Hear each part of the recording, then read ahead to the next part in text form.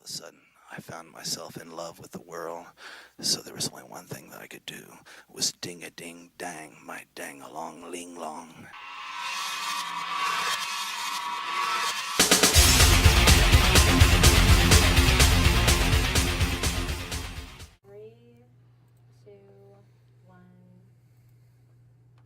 And this is where I say, are we on? And I edit it out. Yes. We have an interesting guest today, Dan, the Beast Severn. You could probably tell me more. Well, look, I mean, I know you have a mountain full of accolades, but for the audience, maybe you could point. What can I say? I've been around a while. That's all I could say about it. All 28 years, right? Okay. I have to do the math on that one. What were some of the highlight accolades? So, UFC, obviously. Well, I mean, prior to that, you were a college wrestler. Well, I would say that most people across U.S. world domain for mixed martial arts and professional wrestling. My two professions, starting in mixed martial arts in professional wrestling as of the 1992 Olympics, and then the mixed martial arts as of 1994 when it basically began. Yeah. And so those are the two professions, but my career of amateur wrestling started back in 7th grade, 1969. So Wow. long But time ago. and weren't you in NCAA? You were an NCAA wrestler, weren't you? Yeah, but basically a couple-time All-American. It's I credit my amateur wrestling career realistically to all of the success I've had, basically in general. I mean, it's amateur wrestling. It's a very individual sport. I mean, sure, you've got a team and stuff like this, but when you step out there, it's just mano a mano. You've got one-on-one action. You take the entire victory. You take the entire defeat. And, Did you like it that way? Yes, I did. Yeah. I love football more than I did wrestling. Way more. At the time, yeah. And but if I didn't have another 10 players that played with the same enthusiasm I had, Was that the problem? That's the problem with team sports a lot of times. If you Yes. don't get that same level of commitment. Yeah, people miss blocks, people miss tackles, and they're not putting forth that 100%. So I mean, generally, this is actually a business and technology podcast. It's interesting for you to talk about that a little bit because a lot of people, the business takes teamwork, right? Yes. Unless you're going independent completely, but nonetheless, it still takes teamwork, right? Oh no, I totally agree. If you want to have a successful business, there's no one person that can do it all. No. But you liked, and I understand this too, by the way, even being the CEO of a large company, the independence, if you will, because it's on me, right? Mm-hmm. The outcomes are on me. Ultimately, you can train with people, you can do whatever with people, but the outcomes are on you at the end of the day. Nope, I agree. You liked it that way. Yes. So Still. Oh yeah, I mean it's I can't see really doing anything else with my career. What I like is in the morning when I fire up my computer, it's I look at all the new opportunities that come in. Yeah. Everything that comes in, it really is an opportunity. I'm juggling professional wrestling, this and that. I still do an occasional match here or there, but a lot more of it. It's now going to these Comic-Cons and. It's more or less appearances and autograph signing and photo taking, and people are you're going into this. It's this new dimension of professionalism where you kind of be put out to pasture at this point in time, or they're starting to take bets as to how long do you think he will actually live. That kind of stuff. One of the last shows I was back on in Rhode Island, Providence, Rhode Island, you could. You simply knew that was going to be one of the last times that you were going to see some of these folks. Yeah. Well, this won't be for you. But. Well, no, I expect to be around for. I'm banking on $1.25. Are you still fighting? No. Well, so I saw something about with my significant other, but she wins every time. She's the champ. I don't understand this. Maybe I should be a little bit more diligent in my thought processes. Are you still professionally? So I saw something back from 2016, you were going to fight Tank Abbott again. Well, but it wasn't supposed to bet him. Originally, a company approached me about doing a match with Ken Shamrock. When I officially retired, I think was as of January 2013. I retired, but I retired with a clause. I said, I'm going to retire now. I should back up. I was hoping to get one more big hurrah to leave out on, and I couldn't get anybody. And so I thought, okay, I'm going to retire now.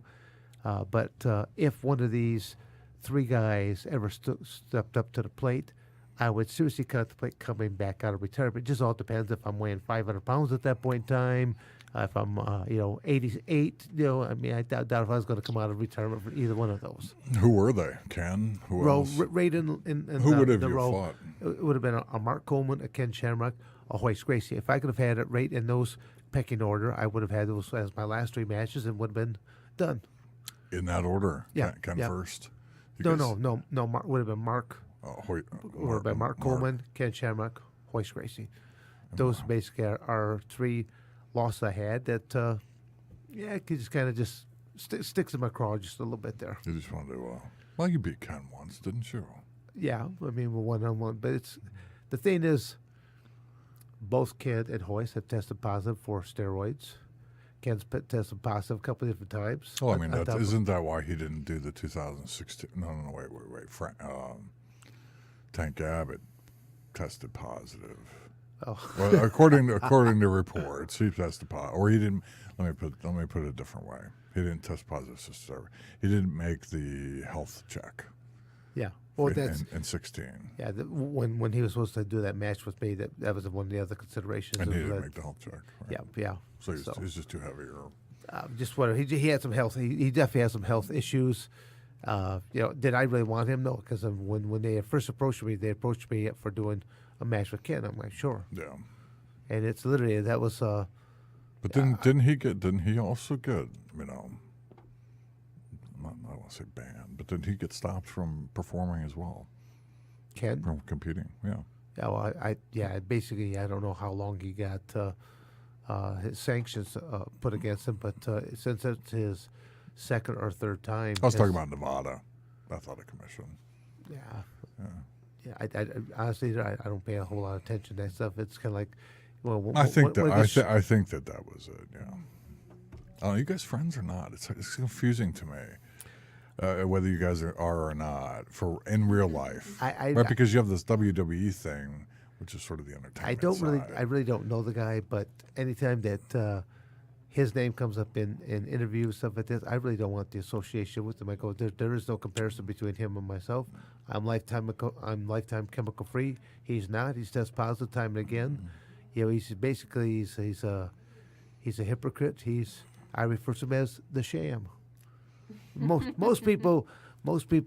I always tell people will like me for who I am. I don't bullshit people. I'm somewhat of an acquired taste. Sometimes people can't handle the truth because I'm the person that will hit them with the truth. That's what this show's all about. Yeah. No. You'll fit right in. You'll fit right in. Yeah. We don't mess around. Yeah, so I understand. I watched his career as well, and I think he was banned a couple times at least. I didn't know who Royce Gracie was, though. Certainly didn't show in his stature. He must not have been using the good stuff, I guess. Yeah, because his stature was never. He might have been using it all wrong. I have no idea. His stature was never. I mean, how tall is he? 6 foot, maybe. Yeah, he's just a lean but person. He can't weigh in at what 200. Yeah, or less. I think basically, I think soaking wet with his gi on, he might be 200. Yeah, which they took away. They stopped using the gi. I forgot when they start disallowing that. Somewhere. Because he won it in UFC 1. Right. He beat Ken, actually. Well, yeah, but the final was him and Ken, and he won with the gi. Yeah, he won. I think the first couple tournaments there. Yeah. Process. Then they stopped permitting that. Of course, I was thinking, what was his name? Pete Williams. Always. Mark Coleman's your friend, I assume. Or a good acquaintance. I know Mark from the amateur wrestling world, stuff like that. Yes. And he took a good kick in the face by Pete Williams. It's yes, he did. Highlight reel for his career, Yes. unfortunately. Mark was toast for he took down Pete quite a few times, stuff like this. But Pete weathered the storm, and Mark was so tired he's all bent on over, and Yeah, he was. Pete took him right out. A lot of yeah, he was having trouble. He was gassed basically, and Pete wasn't. And they were wearing shoes back then. I don't think they were about wrestling shoes, but still. Yeah, well, actually, I did too. Yeah. I wore shoes. Matter of fact, I wore a couple of different color pairs. So just when they being the UFC representatives, they said if you wore shoes, you're not allowed to kick or stop. I'm thinking, and that's not part of my repertoire anyway. So we're good to go. By UFC 5, they wouldn't let you kick with shoes. Correct. Was Dana White involved back then? Oh, I know the Fertitta brothers. No, they're the ones that bought it. Correct. 5 was still the Semaphore Entertainment Group. Yeah. Because there's been, I think, 4 different ownerships thus far. Yeah, I don't even know if Fertittas were involved at that point either. Art Davey and eldest sibling, Horan Gracie, were the owners of the very first half a dozen shows. Yeah. And then after that sold to the $2 million. Yeah. They sold it for. Then they resold it for how much recently? For $4.2 billion. Mm-hmm. Now they're taking a wrecking ball to it now. Yeah, I don't think you'll see quite the same return anything after that. No, that's a lot of money to recover. Yeah, yes, it is. That's a ton of money to recover. I've been out to the Performance Center. That's a cool place to see. It's a cool place to way overpriced. Yeah. You know, just all kinds of all the gadgetry and stuff like this. Oh, that new, you're talking about the Performance Center. Performance Center. Where is that? Right in Is Vegas. It in Vegas? Yeah, right in Vegas. Just outside the strip area and stuff like that. So they bring people in to allow them to see equipment and all that. It's. I thought, what were they trying to do? Create their own training centers against? Because everybody's got their camps, right? Back then, it was the Lions Den and.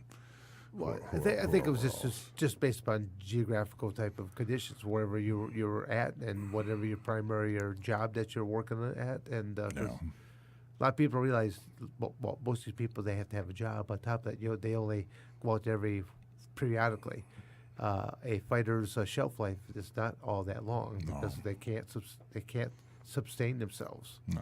They don't know how to realize you got to save money so that when you might get a windfall here, and then you're going to be into some lulls. Are you involved to that point? Are you involved at all in the post fighter careers? I thought maybe you were. I've helped a lot of individuals, but not in but not a managerial position. No. What do you think about that, though? It's a lot of that same with a lot of athletes, right? What to do post. I mean, there's a few people that we could say that have succeeded at doing that. Let's say, regardless of whether you like him or not, Alex Rodriguez, for example, the baseball player. Sure. Right? Moved from baseball to business fairly successfully. Magic Johnson, you look at how well he did for himself. That's a perfect example of something like that. Yeah.